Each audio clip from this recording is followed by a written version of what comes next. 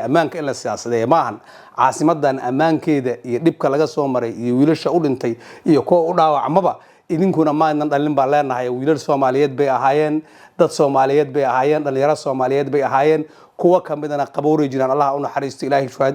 shahiid bay ahaayeen Allah ka aqbalo kuwa kamidana iyadoo dhaawac oo haraadigoodii joogaan ee amniga iyo dadkan ka shaqeynayaan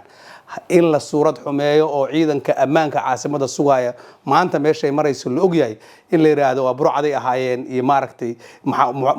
ammaan laguma qabtee lacaga looga aruushaa waa ayaan daro waxaan leenahay ka fulijignaada dadka waxa ku howlan iyo arintaas isan in ku gelin sidib aflagaadada iyo subcad umaynta hay'adaha ammaankana caado ay idinaheeda waxaan leenahay inagu hadaan nacaydaan iyo hadaan amaantaanba waa isku kaaya mid inaan amnigaan iyo dalkaan iyo dadkan ka shaqeynaan tootahana u xirnay una eedownay diyaarna u nahay runtii inaan dalkaan dadkan u adeegno in ka sugumeyn iyadoo qawaarijta lala diriraayo oo dagaal qawaarij lagu jiro oo magaalooyinkii waaweynaayo qaar kamid la isku haysto oo adiga xataa ka soo jeedana waxa la haydeen hal guuto military oo dirir karta lama arko waa wax laga yaqsaday ahayd runtii haddana inaad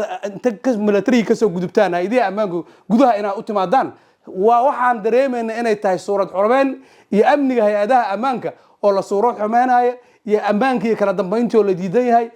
waxa aad danaynaysaan oo rabtaana inay tahay fawdo iyo kala dambeyn la'aan iyo Soomaaliya sidii ku soo jiri jirtay waxa laga gudbay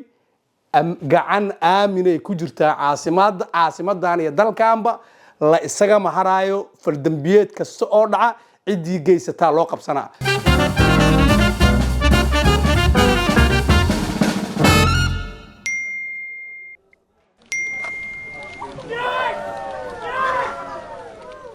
sooma aragtaan waa degdeg waa amaano waa fudeed waa hal martaaba oo kaliya